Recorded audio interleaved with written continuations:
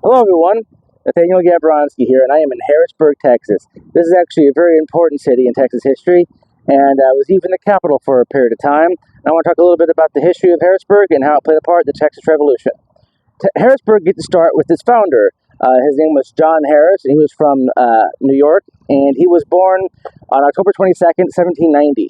He would marry Jane Birdle Harris, and they would move around the country a little bit, being in Missouri for a while before they found out about the Emissarial program to have colonies down here in Texas. He returns to New York for a brief moment in time before moving his family down here to Texas, and in this area around 1823 he starts his little settlement, and he's actually working at building up the town's industry and building a mill here, and he travels to New Orleans to get supplies when he unfortunately catches yellow fever and dies on August 21st of 1829.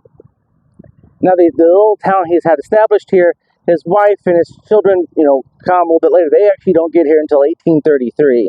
And this is starting the time when the rebellions and the revolt against Santa Anna take place, and Texas starts to become, is it going to be part of Mexico? Are they going to be something else? Or are they going to do? What are they going to do? This is kind of that time period. But initially, they just want to be part of Mexico under the 1824 Constitution that Santa Anna has gotten rid of. So as the time goes by, there's an estate question on the fact of who actually is going to inherit the city of Harrisburg. His widow, Jane, ends up settling a house just a few blocks north of here and creates a town, a thriving town here in Harrisburg. The reason why it's called Harrisburg versus Harrisdale or Harrisville is that for John, his grandfather is the person that Harrisburg, Pennsylvania is named after, and he wanted to keep that tradition, and his wife kept it. Going through the Texas War of Independence, when after the Battle of the Alamo, the administrative government of Texas is fleeing. They actually make this capital, which was Jane's house, 2 blocks north of here. They made that the Capitol building for the interim governor and Burnett and the administration here in Texas, in Harrisburg, from April 22nd, from March 22nd to April 13th of 1836. And this is actually where they are administering, what they can do, resources, trying to communicate with Sam Houston. When they find out that Santa Anna is on his way down here, and Santa Anna makes it here on the 16th of April 1836, and trying to find the governor and the people here that are in charge. They all flee to Galveston, and Santa Anna is now here. Houston finds out that Santa Anna is on his way down here, and he hoofs it down here to near the San Jacinto River, and they actually corner Santa Anna there, and that's where the battle takes place. The Battle of San Jacinto. On April 21st of 36. There's two markers here laying out the town. This is where Harrisburg was. The county seat, it actually stayed Harrisburg even after the city was annexed in 1929 by Houston, because it became too strong as far as growth. But Harrisburg was an economic powerhouse. It's the headwaters for several of the rivers going into the Gulf of Mexico, came through here, and so it was a great port city to get to and from Galveston down and through Mexico and into the United States. So this was a great, place, to run commerce. The railroads were even here, and this became during the Civil War a railroad hub for the Confederate Army. This location now is actually a Frost Bank. Frost is actually a very important person in the area. He was a lawyer, he was a Texas Ranger, and he eventually became a banker. And Frost Bank, the bank he founded, actually has a site here. But these were the two markers that showed where Harrisburg was, Harrisburg is. I mean, it's still known as Harrisburg because it's part of the city of Houston because it was annexed in 1929.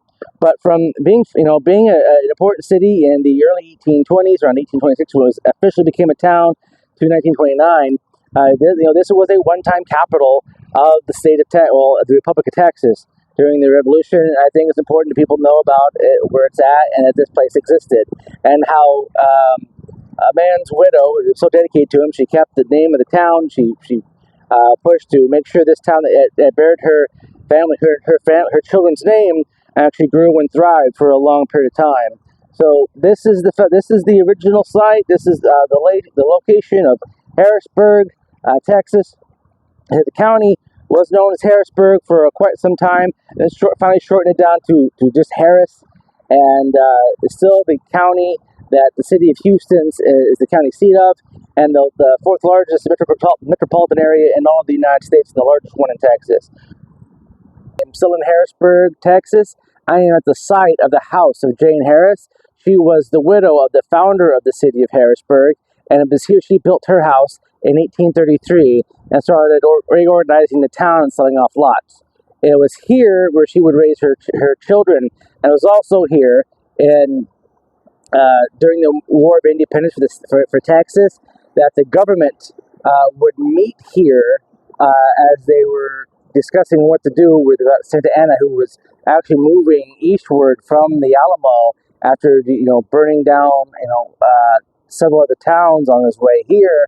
He massacres everyone at Goliad, and he is on his way to Harrisburg because this is where the capital of Texas is, and he wants revenge for the fact that Texas is defiant against his centralist orders. Here at this house, the government meets.